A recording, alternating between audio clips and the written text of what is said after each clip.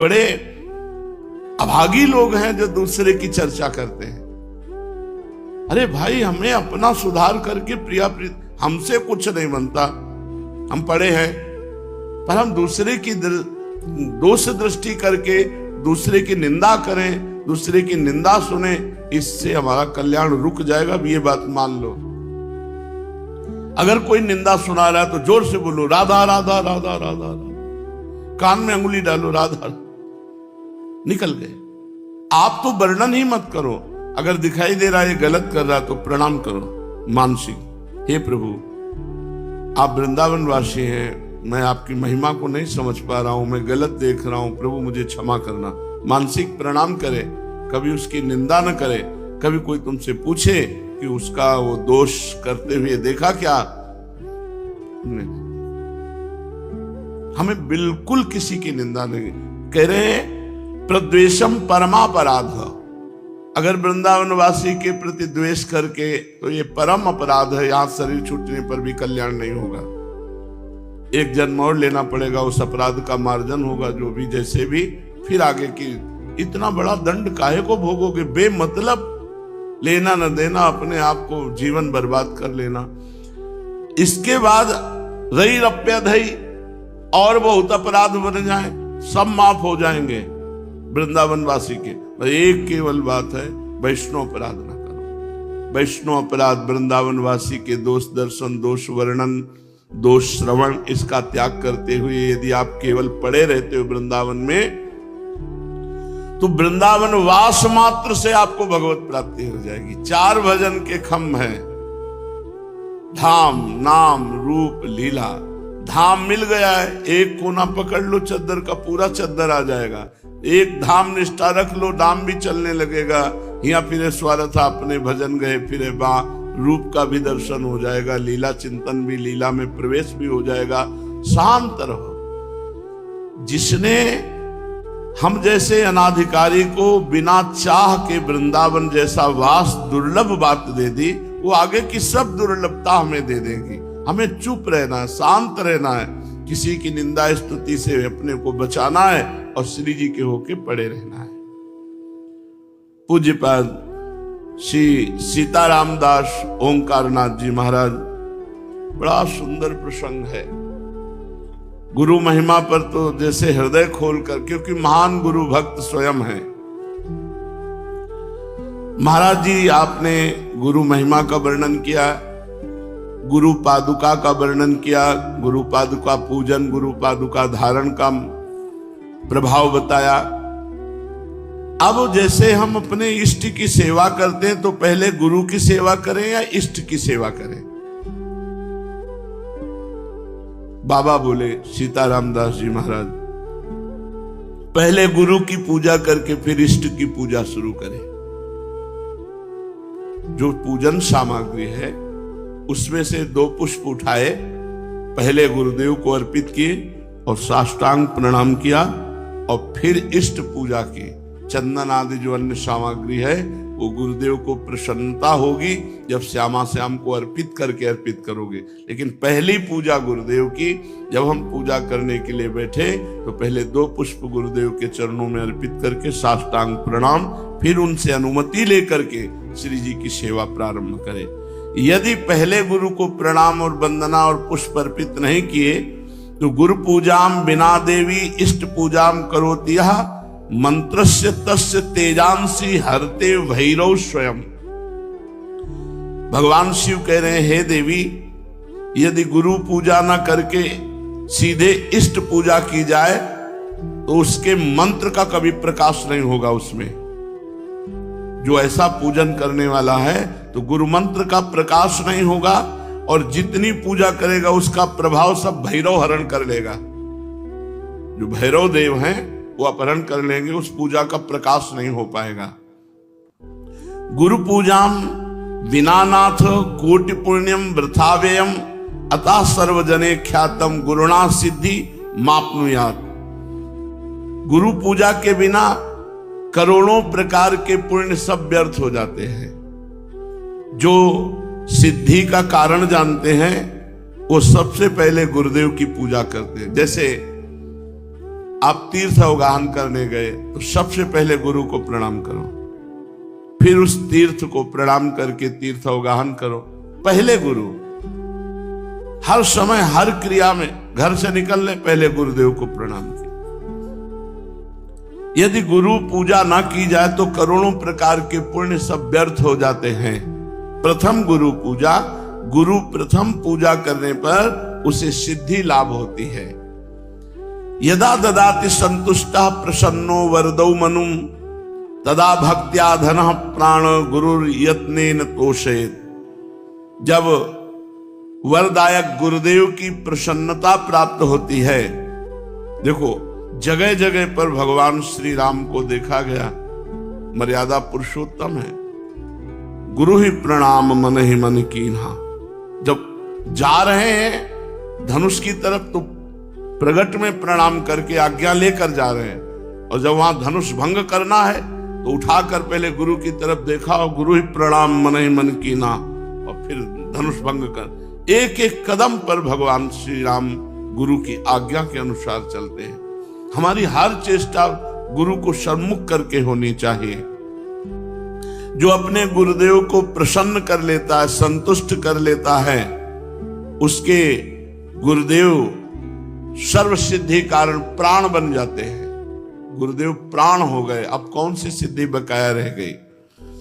भोग्य भोज्यानि वस्तूनि गुरुवे चा समर्पयेत तच्छेषमिति संचित्य चानुभूयात् सुरेश्वरी। हे देवी, सभी भोग, सभी भोज्य वस्तुएं जो गुरुदेव को अर्पण करता है और फिर गुरुदेव की जूठन पाता है, अगर गुरुदेव समीप नहीं है तो उनकी छवि विराजमान करके भाव से गुरुदेव को भोग लगावे और फिर उनका उच्छिष्ट प्रगट मान करके पावे कि मेरे गुरुदेव ने पाया है। इस उच्छिष्ट पान मात्र से समस्त सात्विक वृत्तियां उदय हो जाती हैं। गंधैर मालैश्च चारवंगी पूजयेत सर्वदा गुरुम।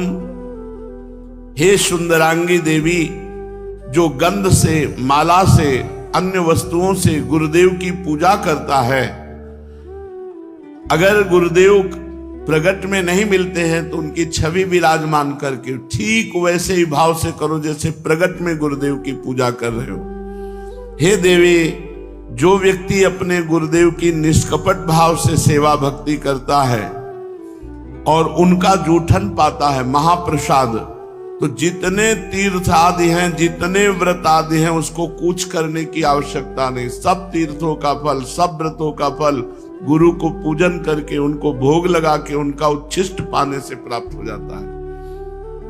हे देवी, श्रुति कहती है कि भोग मोक्षार्थियों के लिए, ब्रह्मा विष्णु महेश्वर के पदाकांक्षियों के लिए केवल गुरुदेव की भक्ति ही एकमात्र उपाय है, अन्य कोई मार्ग नहीं।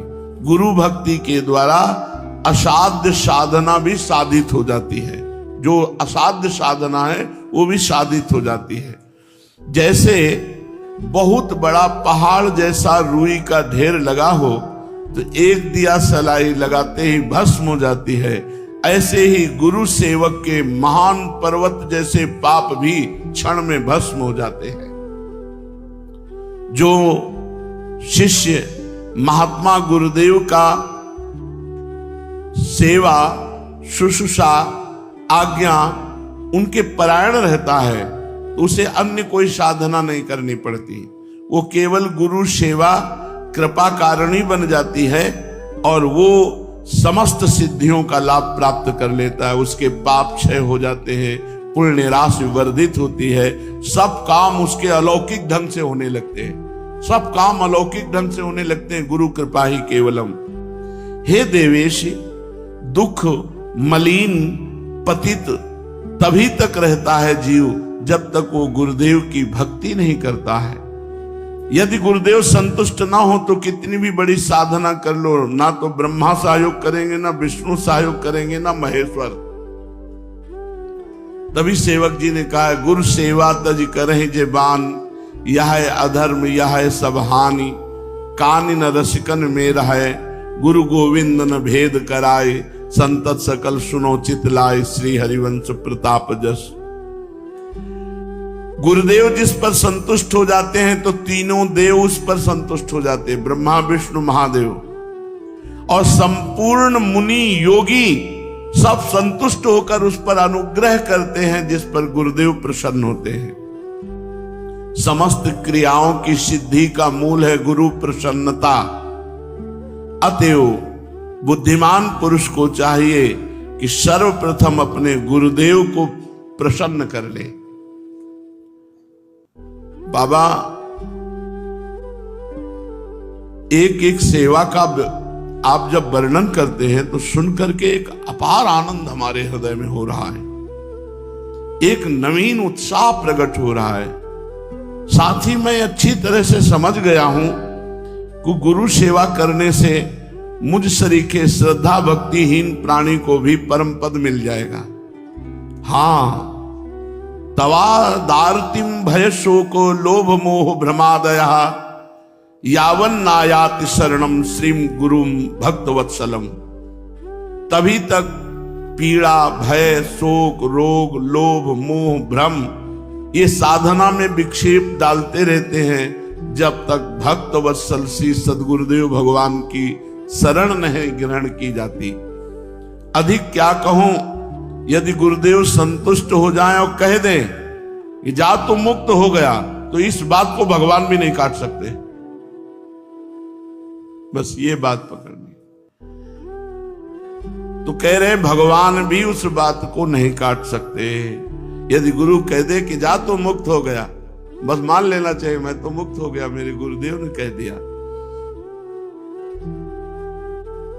जैसे कभी कभी आनंद में उमगन में होते हैं और कह देते तू चिंता मत करना, जब हमने भार ले लिया तो तुम्हें क्या चिंता करना, बस निश्चिंत हो जाना चाहिए।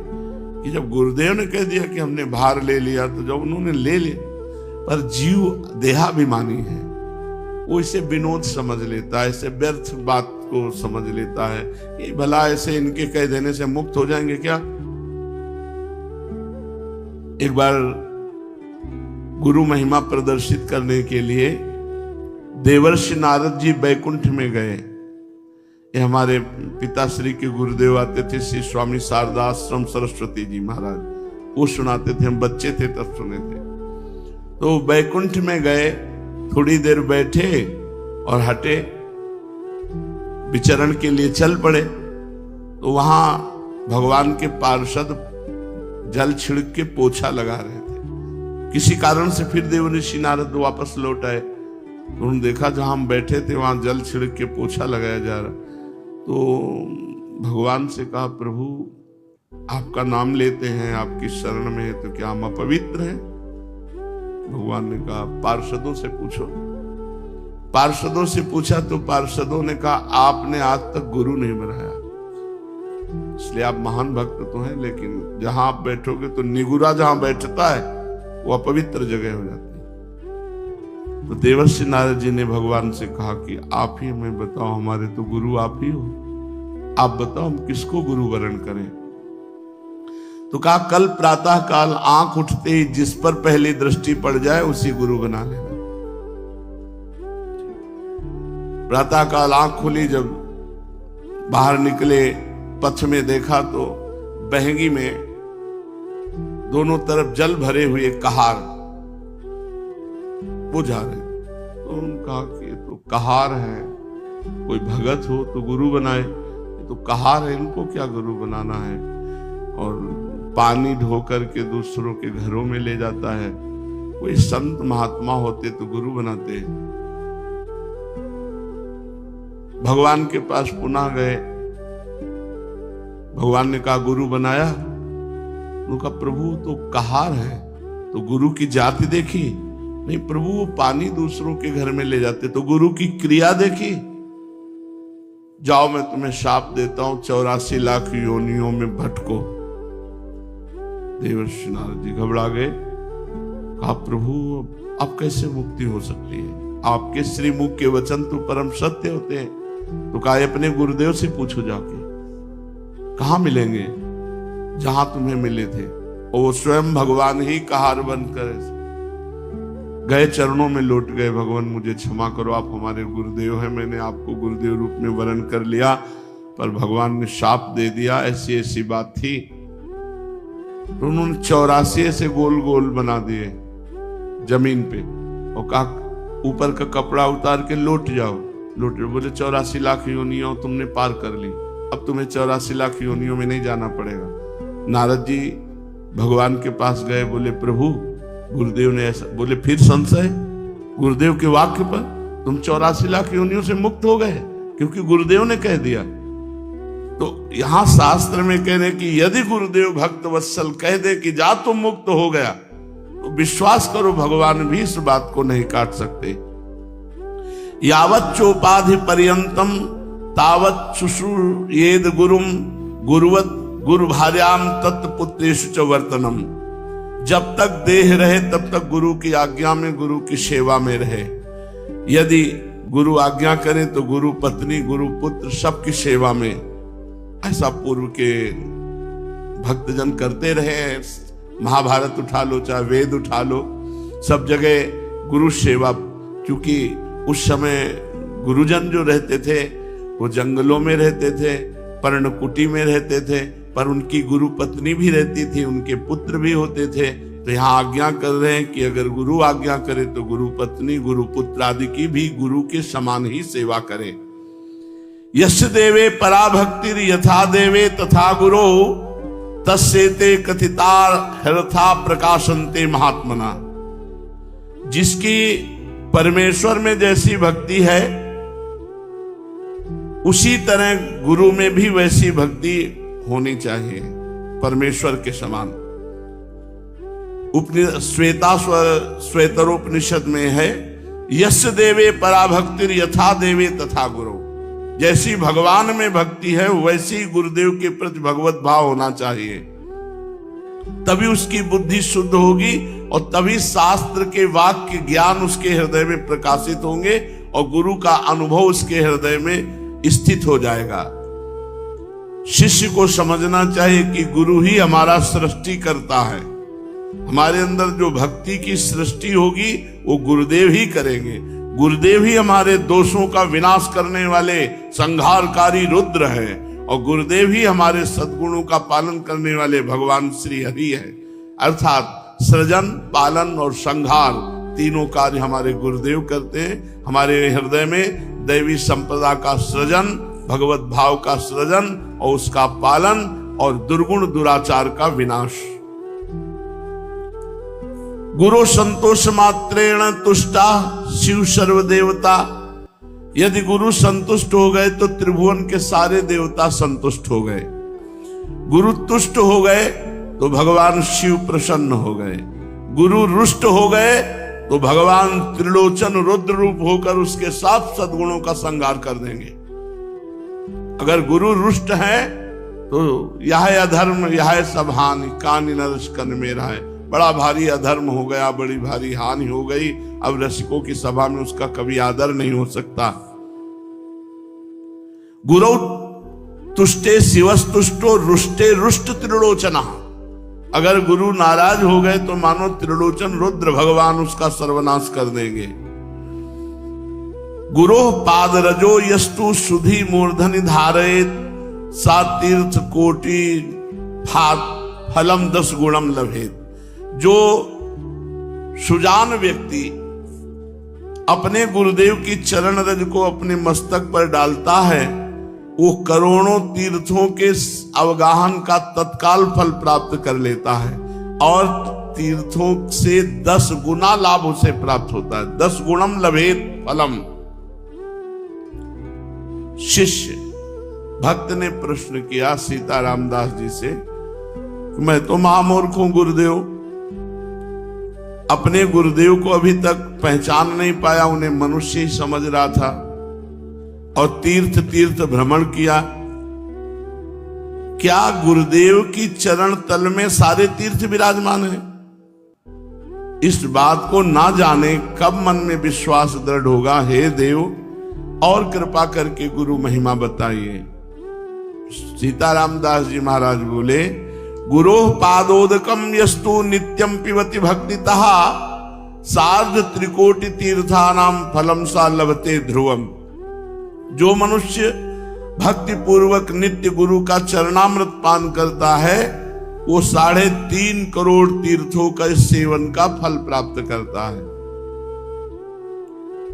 धन्य है महाराज, गुरु चरणामृत में इतनी शक्ति। अरे सुनो, त्रिसंध्यम पिबेत यस्तु गुरु पादोदकम सुधी तस्य नास्ति पुनर्जन्म संसारे दुख वर्तमनि। कोई साधन ना हो, केवल 3 बार चरणामृत पीता हो, सुबह दोपहर शाम, बोले वो निश्चित भगवत प्राप्ति कर लेगा। केवल गुरु चरणामृत से, विश्वास करो, गुरु चरणामृत 3 बार पीने को मिल रहा है, इतने मात्र में भगवत प्राप्ति हो जाएगी। जो बुद्धिमान शिष्य तीनों संध्या काल में गुरुदेव का चरणामृत पान करता है वो इस मोह पथ रूपी दुख भय संसार में उसका पुनर्जन्म नहीं होता। कितनी बढ़िया सुविधा है भगवत प्राप्ति की। वृंदावन वास, गुरु चरणामृत, गुरु छिष्टामृत, गुरु पादुका का सेवन और गुरु चरणों के आश्रित होकर उनकी आज्ञा का पालन, हो गई भगवत प्राप्ति। भक्त ने पूछा इसमें कोई तपस्या या प्रयत्न नहीं हो, आपने कह दिया पुनर्जन्म नहीं होता। ऐसी बात तो हमने आज तक नहीं सुनी। कंचन को त्यागो, कामनी को त्यागो, ये त्यागो वो त्यागो, ये बातें तो सुना है। केवल 3 बार चरणामृत रोज पीता रहे, भगवत प्राप्ति हो जाएगी, पुनर्जन्म नहीं होगा। वत्स, बाबा बोले बेटा ये बहुत गुप्त बात है, बहुत श्रद्धा की बात है।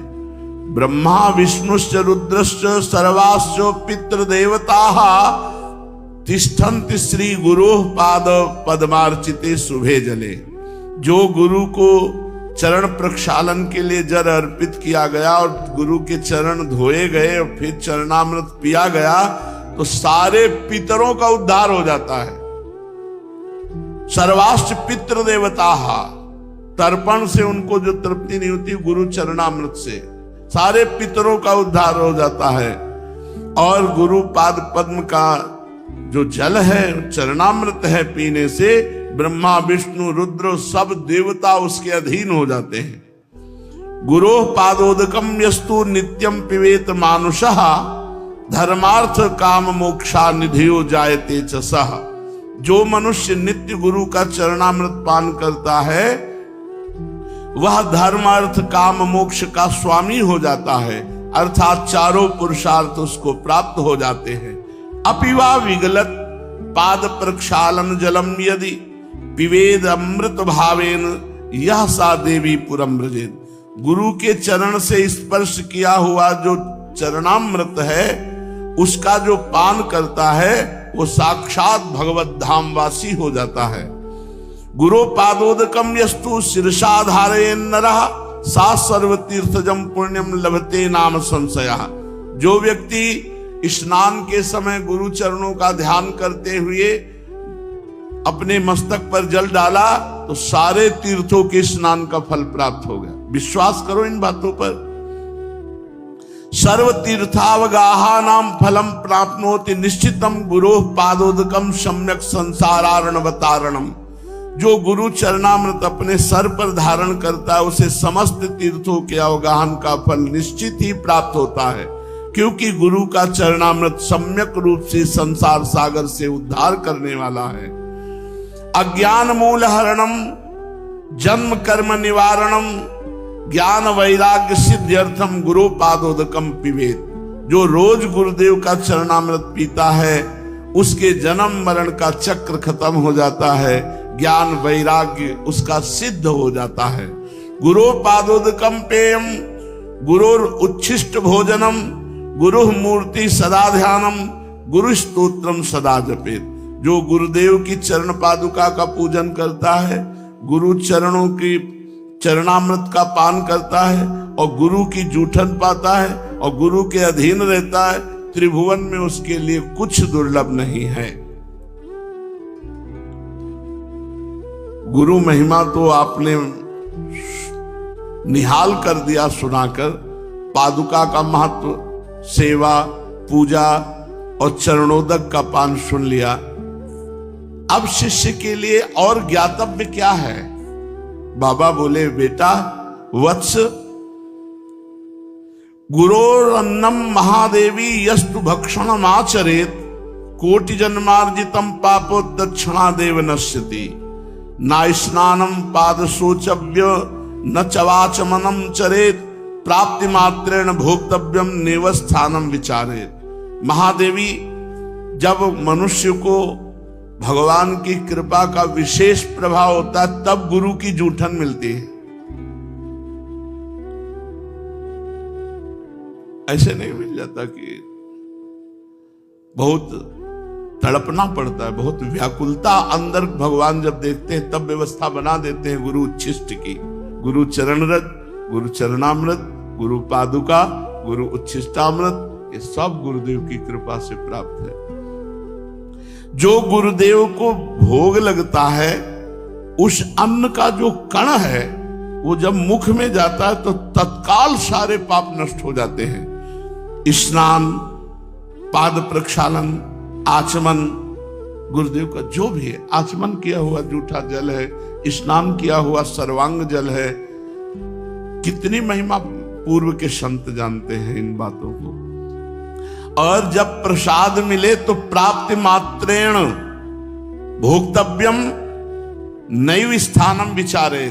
मैं नहाए नहीं हूं, मैं कुल्ला नहीं किए हूं, ये कुछ नहीं। जिस समय उच्छिष्ट मिले तुरंत उसी अवस्था में उसको मुख में धारण करो।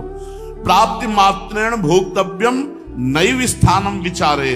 विचार करने की गुंजाइश की, अच्छा रख दो फिर पा लेंगे, पहले थोड़ा ही किनका चाहे पाओ, तुरंत पाओ जब गुरु उच्छिष्ट मिले, भगवत उच्छिष्ट मिले। ना ब्राह्मण्यम ना कौलिन्यम ना जाति नाम विचारणम ना ज्ञाति सुत बंधु नाम सत्यानाम तत्र चिंतयन। एक स्थानम स्थितम अन्नम तत्तीर्थश्च मंडलीकृतम भोक्तव्यम मोक्षदम शूद्र स्पृष्टम न चिंतयेत। ये बहुत बड़ा अपराध है यदि गुरु की जाति पर दृष्टि रखी जाए कि गुरुदेव किस जाति के हैं, बहुत बड़ा अपराध हो जाएगा।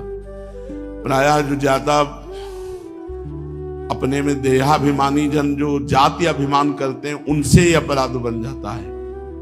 ये चीजें बहुत सावधानी की है कि कभी किसी संत के उच्छिष्ट पाने के समय ये बात मत पूछो कि ये किस जाति के हैं, किस कुल के हैं।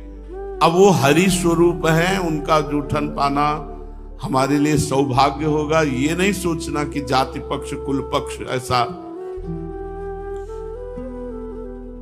जो गुरुदेव जहां स्थित हैं वहीं से प्रसाद मिल जाए तो मोक्ष का वो कारण बन जाता है। यदि गुरुदेव का प्रसाद मान लो कौआ कुत्ता कोई भी ऐसा जीव अचानक, तो हम उसे फेंकेंगे नहीं, हम उसको पा जाएंगे। जो शेष बचा हुआ है वो हम पा जाएंगे। प्रसाद की ऐसी महिमा। हरिराम व्यास जी ने कहा यदि कुत्ता जूठा कर जाए या कौआ ऊपर से बीट डाल दे तो हम उतना हटा करके वो बीट फिर हम प्रसाद पा लेंगे। प्रसाद को नहीं फेंका जाता कि प्रसाद में, और प्रसाद को गर्म नहीं किया जाता कि अब ठंडा है चलो रोटी गर्म कर लो, सब्जी गर्म कर लो, वो फिर अपमान है प्रसाद का। जैसा प्रसाद मिला ठीक वैसा उसी समय पा लिया जाए, ये सर्वप्रथम प्रसाद का सम्मान है। अगर आप कहीं बहुत ऐसा कुछ है, बिजी है भाई कि प्रसाद से ज्यादा आप कोई महिमाशाली कार्य कर रहे, तो किनका तो ले लीजिए, बाद में पा लेना। और मुंह जूठा नहीं माना जाता प्रसाद पाने के बाद।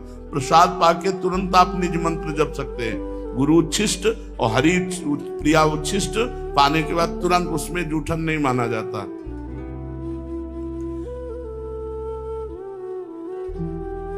क्या गुरुदेव का जूठन अगर कोई अशुद्ध पुरुष छू ले, तो उन्होंने कहा कि उच्च अधिकारी का यही स्वरूप है कि स्पर्श का विचार ना करते हुए तत्काल प्रसाद को पा लिया जाए। ये गुप्त बातें हैं शास्त्रों की, जो सुनने के बाद हमारे अंदर श्रद्धा परिपक्व हो जाती है। अनाधिकारी वही है जो गुरु के प्रसाद पर दृष्टि दूसरी कर ले।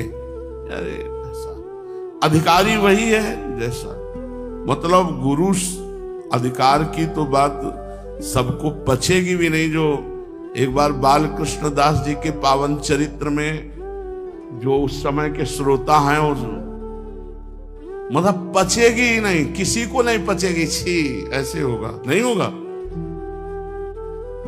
मतलब महाराज जी की अशुद्ध बेशुद्ध अवस्था, और उस समय वो लघु शंका, तो उसका प्रसाद सबने, मतलब पचेगी ही नहीं किसी की कि ऐसा कैसे हो सकता है।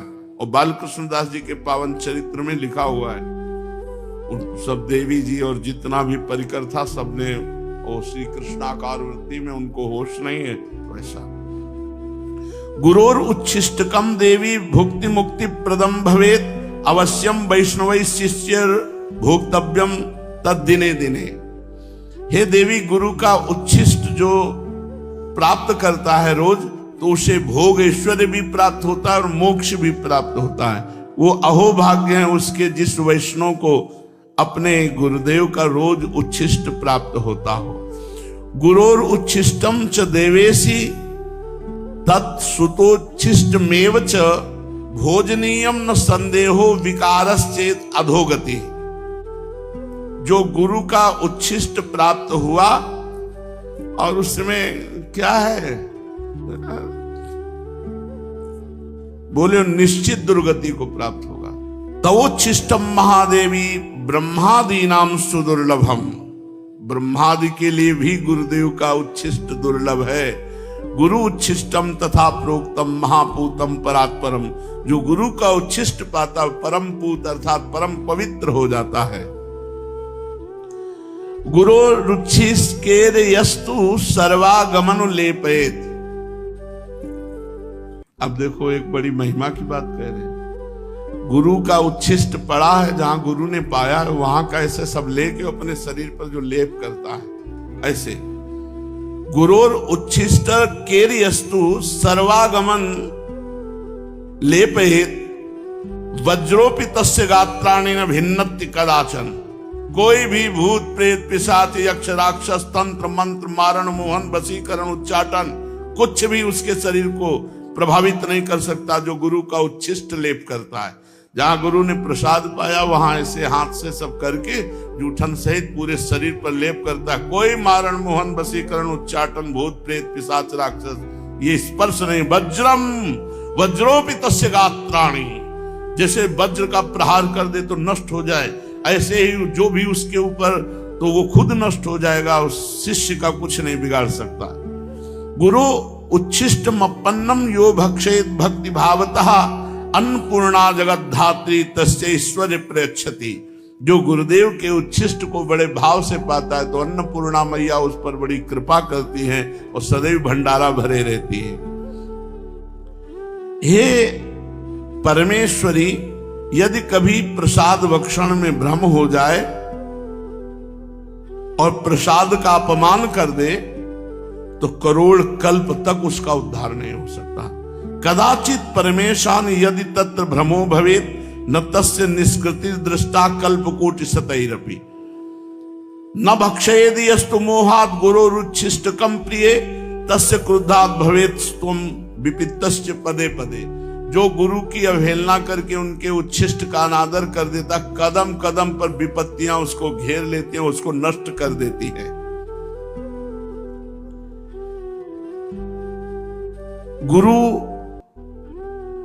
की आज्ञा का पालन, अब उच्छिष्ट के बाद गुरु की आज्ञा का पालन करना ही सर्वशास्त्रों का परम रहस्य है।